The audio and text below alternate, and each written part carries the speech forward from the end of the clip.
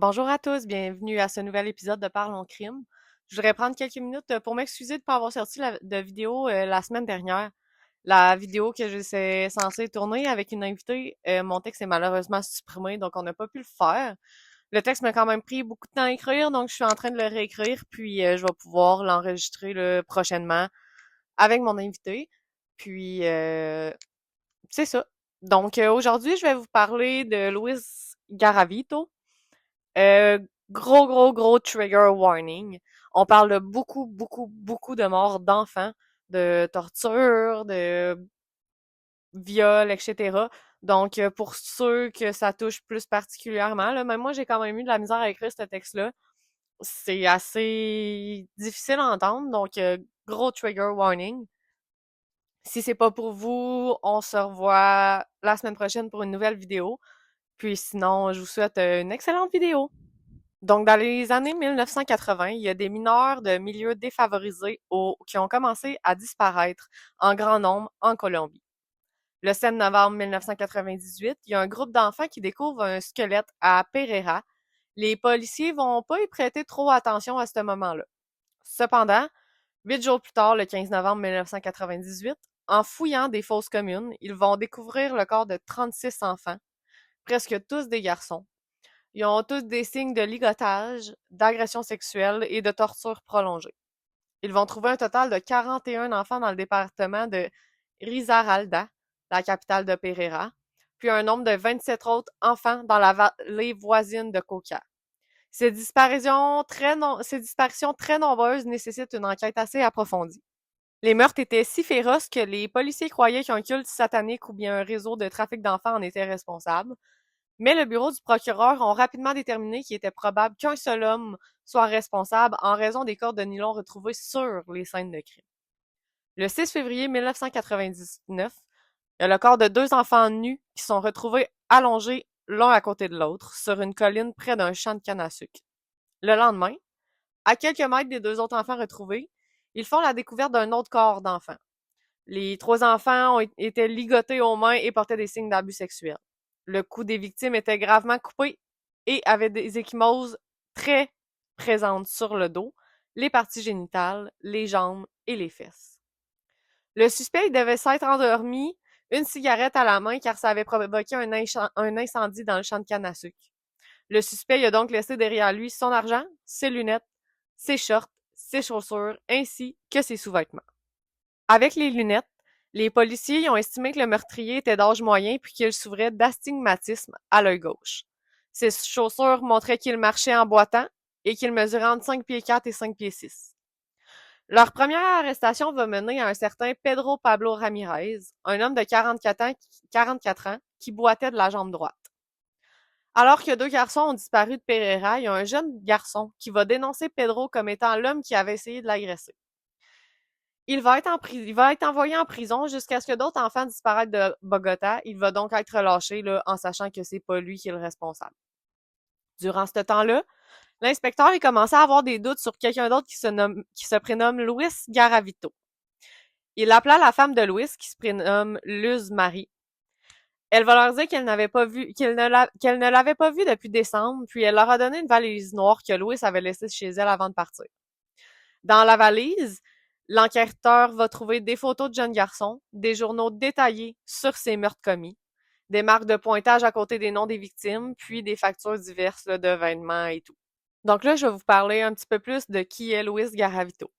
Il est né le 25 janvier 1957 à Genova. Louis, ses frères et ses sœurs ont été assez négligés là, durant leur enfance.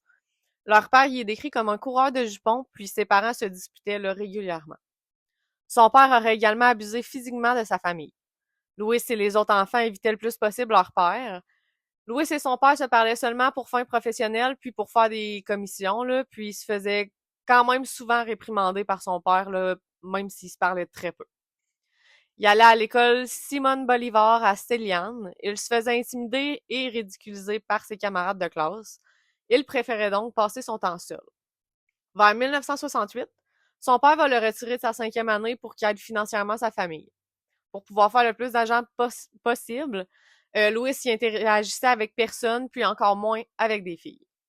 en 1969, lors d'une visite de vaccination de routine, Louis aurait été agressé sexuellement par le pharmacien Phlebotomis, un homme religieux qui était aussi là, le voisin de la famille Garavito. Le pharmacien était assez proche du père de Louis, puis il aurait également sadiquement mordu, brûlé et coupé Louis au cours de cette agression. C'est après ça que Louis a commencé à tuer et disséquer des oiseaux pour ensuite se caresser sexuellement. Il commençait aussi à regarder ses frères et sœurs plus jeunes de manière inappropriée. Selon sa famille et ses amis, il est devenu très renfermé, extrêmement agressif, puis il était prêt à se venger de tout le monde. Durant son adolescence, la famille va déménager à Trujillo. Le voisin de Louis lui aurait montré de la pornographie hétérosexuelle. Puis en ayant vu le dégoût sur le visage de Louis, son voisin l'aurait battu et agressé sexuellement. C'est à ce moment-là qu'il s'est mis à boire de l'alcool.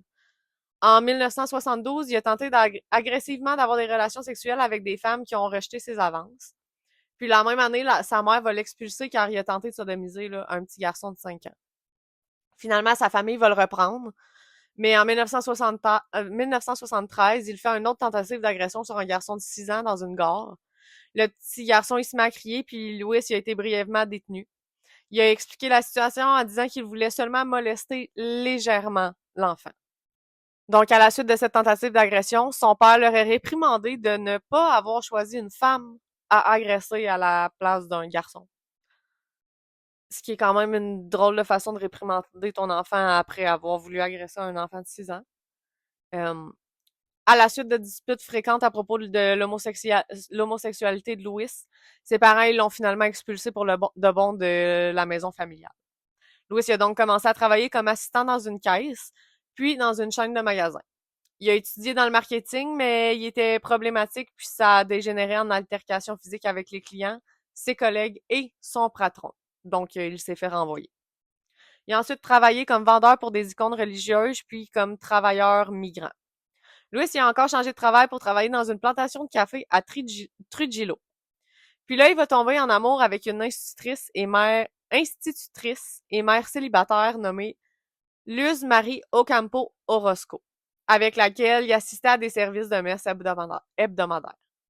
Louis il a élevé l'enfant de Luz comme si c'était le sien. Luz, elle va dire qu'il était un bon petit ami, mais seulement lorsqu'il était sobre. Quand il buvait, c'était un homme violent qui battait ses petits amis. Il était très jaloux, contrôlant et rabaissant. Louis faisait régulièrement l'objet de scandales locaux puis de commérages dans sa ville, faisant en sorte que ses partenaires l'expulsaient fréquemment. À l'âge adulte, dans les années 1970, Louis il souffre de symptômes de psychose, de paranoïa et de dépression. Il agressait compulsivement des enfants, garçons et filles, mais il va développer une préférence presque exclusive là, pour les petits garçons. Il souffrait de sentiments suicidaires liés à son manque de réussite, puis il voulait absolument fonder une famille, mais il souffrait d'une dysfonction érectile lorsqu'il était ivre, donc presque à tous les jours en fait.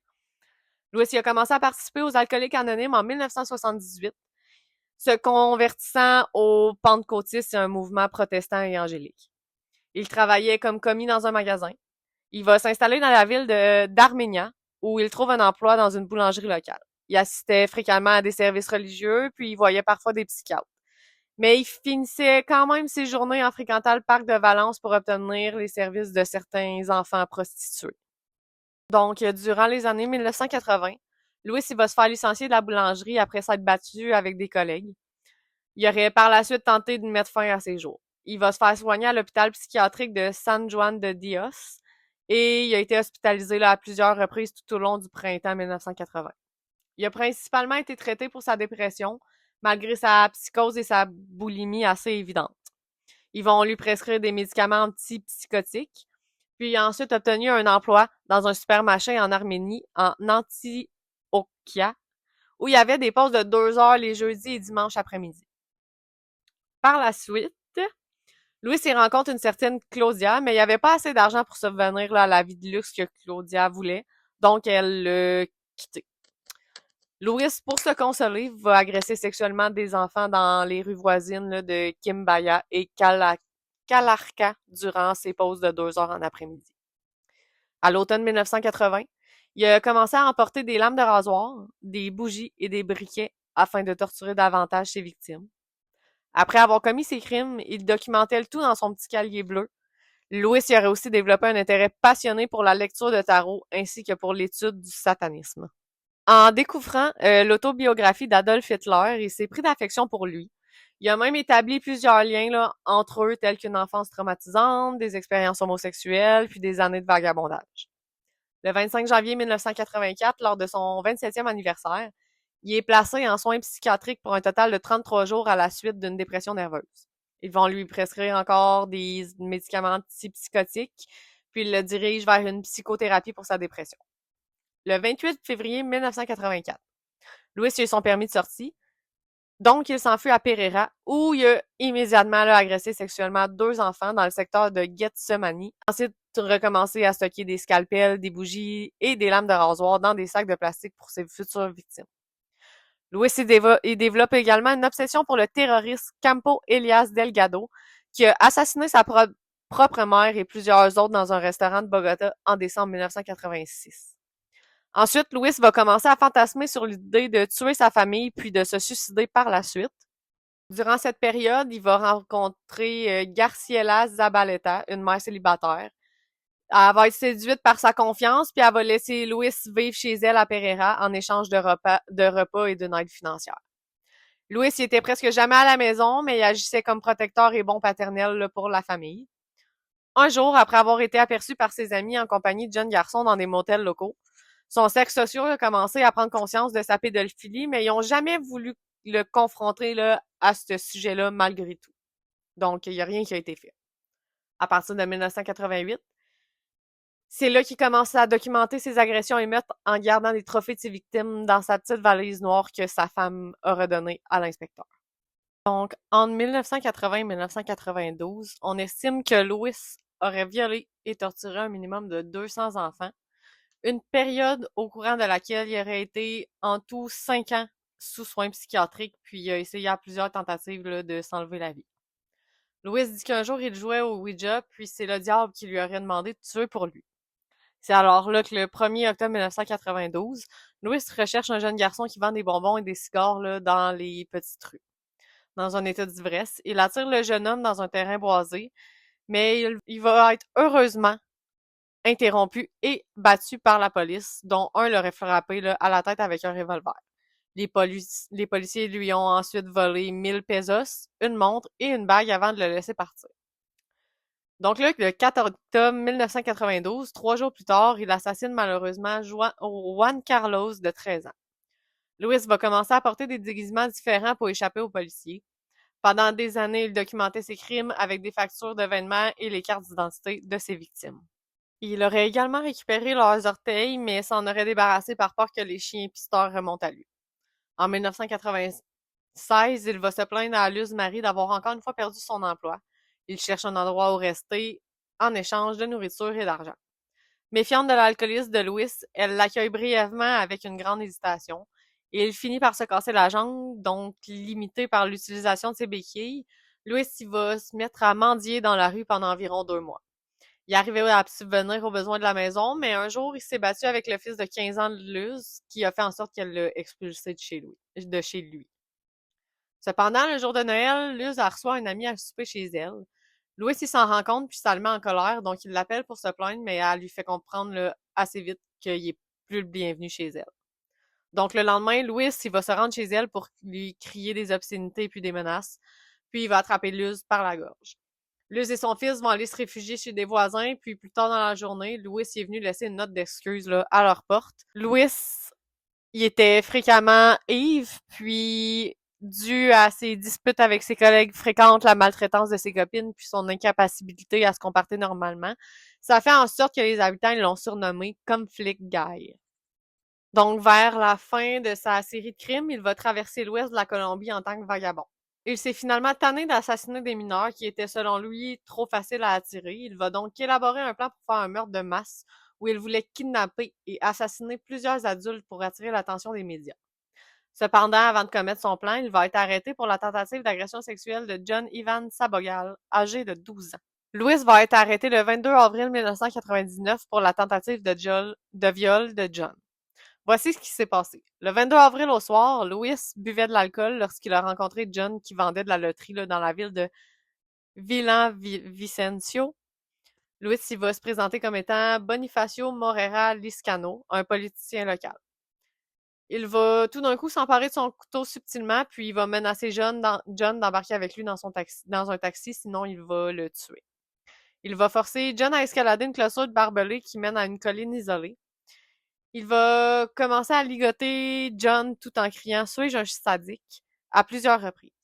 Il va menacer John avec la lame du couteau et lui crie des obscénités tout en se masturbant sur lui. Au même moment, il y a un sans-abri de 16 ans qui entend la lutte entre Louis et John. Il crie après lui puis il lance des pierres. Donc, Louis, il va commencer à poursuivre le jeune sans-abri. Donc, durant ce temps-là, John, il va réussir à se libérer. Les deux jeunes vont donc s'enfuir vers la ferme Rosa Blanca à Villa Vicencio, où une petite fille de 12 ans les accueille, puis elle va les faire se réfugier là, à l'intérieur. Louis y arrive peu de temps après les garçons, puis il demande agressivement son chemin à la fillette, puis elle va le diriger vers le bois, où Louis va finir juste par se perdre dans le bois. Donc, la police a été appelée, puis les policiers ont finalement localisé Louis en train de sortir du bois vers 19h. Il va être mis en arrestation. Cependant, il nie toutes les accusations pour la tentative de viol de John, mais il se fait quand même mettre en prison. Le 4 juillet 1999, les soupçons du détective se sont malheureusement confirmés. Louis souffrait d'une affection oculaire rare qu'on trouvait seulement chez les hommes et dans la tranche d'âge à Louis. Ses lunettes étaient également conçues pour cette condition. Il y a de l'ADN qui avait été retrouvé sur les victimes puis sur les objets laissés sur les scènes de crime. La police va rendre le test oculaire obligatoire pour tous les prisonniers, ce qui va l'empêcher de mentir sur sa vue. Sa taille de 5 pieds 5 a également été cruciale là, pour le relier aux conclusions. Un jour, quand que Louis était hors de sa cellule, les détectives et les gardiens en ont profité pour prélever des échantillons d'ADN sur son oreiller puis son espace là, de vie. L'ADN retrouvé sur les victimes correspond à l'ADN prélevé dans les choses de Louis. C'est en octobre qu'il sera interrogé durant un total de 12 heures. Louis Garavito va avouer le meurtre d'environ 140 enfants dans divers endroits différents. Garavito cried out for Duran to stop. The killer just couldn't take any more. This tape, made by Colombian authorities, registered the exact moment when the world's deadliest serial killer of children confessed his crimes. Then, with terrifying detachment, Garavito related the details of his crimes.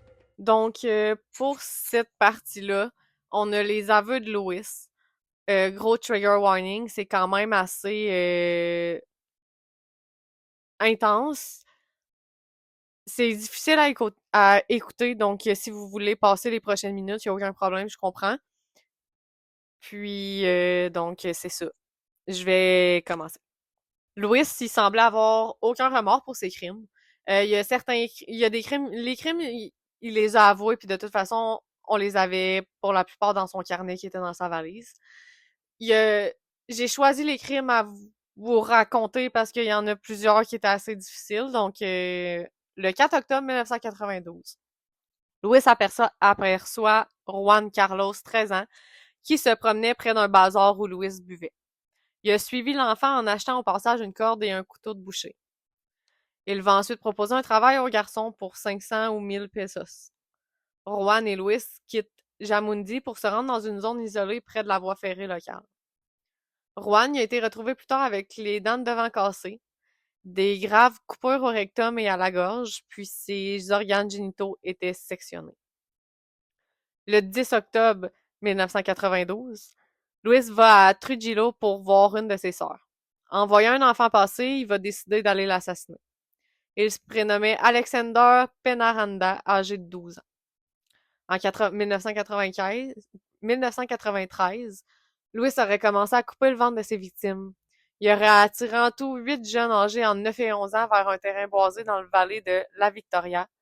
Il leur aurait coupé les orteils pour les conserver, mais par peur de se faire prendre, là, comme je vous ai dit au début, il s'en est finalement débarrassé. Il aurait ensuite assassiné 7 autres enfants dans le sud-est de Bogota, dont Henry Giovanni Garcia, Marco Aurelio Castano, Juan David Cardena et Jamie Orlando Popayan. Le corps des 3 autres enfants n'a malheureusement pas été identifié. De retour à Tulua, il assassine d'autres enfants, dont Mauricio Mondero Meija, âgé de 13 ans. Au début de l'année 1994, Louis attire un jeune de Bogota âgé d'environ 12 ans. Après lui avoir fourni de l'alcool, Louis, il va le déshabiller. Il ligote l'enfant dans un ravin isolé, avant de remarquer une odeur assez nauséabonde. Il a lâché l'enfant après avoir découvert qu'il était dans une fosse commune. Immédiatement, l'enfant s'empare du couteau puis il sectionne les tendons de la main de Louis. Mais malheureusement, Louis va le maîtriser puis il va l'assassiner. Le 4 février 1994, Louis attire Jamie Andrés González, 13 ans, dans un champ de canne à sucre. Il va l'agresser et l'assassiner. Après ce meurtre-là, il va entrer dans une genre de psychose. Il va entendre une voix le réprimander jusqu'à ce qu'il enterre son couteau puis prie pour avoir le pardon. Il va rechuter malheureusement 3 ans plus tard, le 12 janvier 1997, en assassinant un garçon de 8 ans. Puis il en assassinera aussi 2 autres durant cette période, là, selon ses dires. Les victimes étaient presque exclusivement des garçons.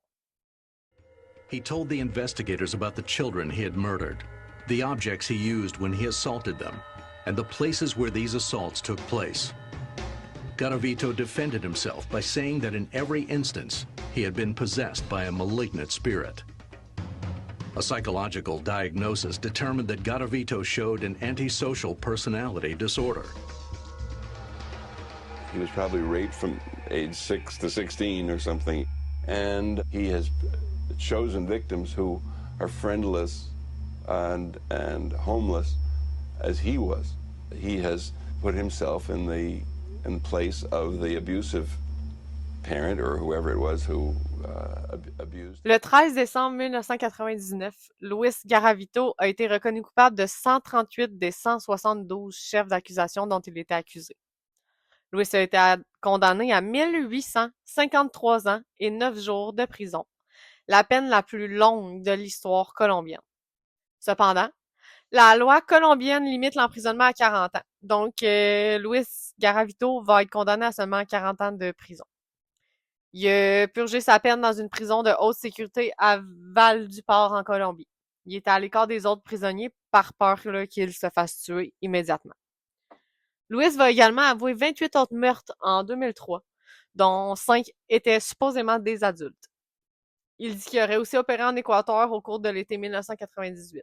Le 20 juillet 1998, il y a Abel Gustavo Lorvelez, de 14 ans, ainsi que Jimmy Leonardo Palacio Anchudia, âgé de 12 ans, à Chon, en Équateur, qui venaient d'une famille assez pauvre, puis ils ont disparu là, dans les alentours de midi. Luis a avoué que c'est lui là, qui les avait kidnappés puis tués. Luis y aurait ensuite été dans une école pour filles la même journée à Saint-Dominique, en Équateur, avant de fuir les autorités. Le corps des 2 jeunes ont été retrouvés plus tard, dont une qui était une fille qui avait été torturée, violée et assassinée. Il avait été jeté de la même manière là, que le modus operandi de Luis, mais ils l'ont su seulement lors de ses aveux en 2003. Trigger warning, donc ici je vous raconte un petit peu le modus operandi de Luis Garavito. C'est difficile à entendre, donc si vous voulez passer là, les prochaines minutes, je comprends, puis on se revoit là, dans la prochaine partie de mon texte. Donc, selon ses dires, il ciblait principalement des enfants de classe ouvrière, des sans-abri, des paysans ou bien des orphelins. Il réussissait à les attirer soit avec de l'argent, des bonbons ou en leur proposant là, des petits emplois. Il s'est vanté de son penchant pour les enfants à air innocent avec les cheveux blonds. Louis y avait très peur de la noirceur, donc il approchait les enfants en plein jour dans des lieux publics, en allant de la campagne aux rues bondées en ville. Il buvait également de l'alcool près des ondes scolaires pour attendre ses victimes. Il portait des déguisements comme un prêtre catholique, un instituteur, un homme âgé, puis bien d'autres là, pour facilement attirer les enfants. Une fois la confiance obtenue, il allait dans un endroit isolé ou à un site de fosse commune avec sa victime. Il les encourageait à parler de leur vie personnelle jusqu'à ce que la victime devienne fatiguée et vulnérable. Après avoir bu une demi-bouteille de brandy, Louis ligotait les enfants, les intimidait avec un couteau pendant qu'il les caressait et parfois se masturbait sur eux. Les enfants étaient souvent violés et torturés sur de longues périodes d'heures. Il poignardait ses victimes avec un tournevis aux fesses, aux mains et aux pieds. Après toutes les tortures infligées, si les enfants étaient toujours vivants, il sectionnait leurs organes génitaux puis les mettait dans leur propre bouche. Il était largement battu, brûlé, piétiné et présentait souvent de profondes coupures au dos, à l'estomac et à la gorge. Dans la plupart des cas, ils ont été abusés sexuellement alors que leur intestin sortait de leur estomac car il avait été empalé par l'anus avec un tournevis puis poignardé plus d'une centaine de fois. Le moment qui apportait le plus d'excitation à Louis, c'était lorsqu'il décapitait les enfants vivants ou en leur tranchant la gorge et en laissant ensuite leurs organes génitaux dans leur tête coupée. Il pratiquait occasionnellement de la nécrophilie puisqu'il pouvait atteindre l'orgasme seulement en battant et poignardant ses victimes durant les agressions sexuelles. Je suis vraiment désolée pour cette partie. C'est difficile à entendre, mais je crois que c'est important de parler de ce que les enfants ont subi. Il y a beaucoup d'enfants qui ont été torturés par cet homme fou, en fait, puis bref, je suis sans mots, c'est horrible. On va continuer. J'ai lu des témoignages là, des victimes survivantes, donc je vais vous parler un petit peu de ce qu'ils ont vécu. Là. Le premier survivant est William Trujillo. En 1979, Louis, armé d'une machette, s'empare de William, 9 ans, dans la région de Val del Coca, alors qu'il était en train d'aller rejoindre ses amis qui jouaient. Il l'a pris dans ses bras et l'a menacé de le tuer s'il criait. Louis l'a ensuite amené dans un bâtiment abandonné où William a été agressé sexuellement et torturé durant 12 heures. Lorsque Louis a fini par perdre connaissance à cause de l'alcool, c'est à ce moment-là là, que le petit William a réussi à s'enfuir. Le deuxième survivant, c'est Carlos Alberto. Donc, au début des années 1990, Louis s'approche de Carlos, 10 ans, dans le secteur de Circassia de Quindio. Il lui offre des cadeaux et 200 pesos en échange d'un travail. Louis l'amène dans un endroit isolé sur une colline. Il lui met un couteau sur la gorge avant de le lier, le violer et le torturer. Après, Louis aurait demandé à Carlos s'il avait aimé ça. Donc, Carlos, seulement âgé de 10 ans, humilié et terrorisé, il a dit que oui, il avait aimé ça, ce qui en fait en sorte que Louis est parti après lui avoir dit « À la semaine prochaine, c'est comme ça que j'aime ça ». Donc, le petit Carlos a réussi à s'enfuir en disant qu'il avait aimé le viol et la torture. C'est très difficile pour un enfant de 10 ans de penser comme ça pour sa survie. Aucun enfant devrait vivre ça. Le troisième survivant, c'est Marqué Bernal. C'était un jeune homme de 16 ans qui travaillait avec son père dans le secteur des combats de coqs durant les années 90. Alors que le jeune homme s'occupait des coqs dans le cockpit, Louis l'a amené dans un endroit isolé en le menaçant avec un couteau. Il l'a ensuite ligoté, agressé sexuellement et torturé, bien évidemment, comme à chaque fois. Louis l'a poignardé 7 fois avec un tournevis alors qu'il le violait et le battait pour qu'il devienne comme de plus en plus faible. Marquis il a finalement réussi à se libérer, là, puis il a réussi à s'enfuir. Il a survécu à ça lui aussi. Donc, Louis, il aurait dû être éligible à la libération conditionnelle en 2023. Donc, il y a 2 ans de ça. Lorsqu'il aurait purgé les 3/5 de sa peine, car en 2021, il y a un juge qui avait accordé qu'il fasse sa demande en 2023. Puisqu'il y avait une bonne... Il se comportait bien en prison, là. Louis, il est resté optimiste. Il a dit au sénateur colombien Carlos Monero de Caro son envie d'entrer au Congrès colombien, de devenir pasteur pentecôtiste et d'épouser une femme dans l'intention d'aider les enfants maltraités lorsqu'il sortira de prison. J'ai lu ça puis j'étais genre impossible qu'un violeur, tortureur, un monstre demande, disent qu'ils veulent aider les enfants maltraités quand que lui en a tué genre quasiment 200 enfants pour son propre plaisir. C'est horrible. Louis, il souffrait d'un grave cancer à l'œil, puis il avait aussi une leucémie qui le laissait aveugle, faible et fatigué. Il devait avoir des transfusions sanguines quotidiennement. J'imagine que c'est le karma qui a fait son œuvre ici. Il passait la plupart de son temps à fabriquer des menottes, des boucles d'oreilles et des colliers dans l'unité médicale de la prison. Les psychiatres lui ont diagnostiqué un trouble de la personnalité antisociale et ont noté des traits de personnalité narcissiques. Louis est finalement décédé le 12 octobre 2023, à l'âge de 66 ans, la même année qu'il aurait pu faire sa demande de libération conditionnelle. Je suis très contente qu'il n'ait pas pu faire une demande de libération conditionnelle. Les hommes comme ça ne devraient jamais, jamais, jamais sortir de prison. Tu sais, ça l'a fait un gros coup dans la pour les Colombiens, là. Il y a beaucoup de Colombiens qui ont critiqué le fait que Louis aurait pu faire une libération de demande conditionnelle tout court. Les habitants ils ont estimé que la peine de Louis n'était pas suffisante pour les crimes qu'il a commis. Je suis à 100% d'accord. Ils vont dire qu'il méritait soit la prison à vie ou bien la peine de mort. Cependant, ni l'un ni l'autre existe en Colombie. Depuis l'histoire avec Luis Garavito, la loi a porté la peine maximum pour de tels crimes à seulement 60 ans de prison au lieu de 40 ans.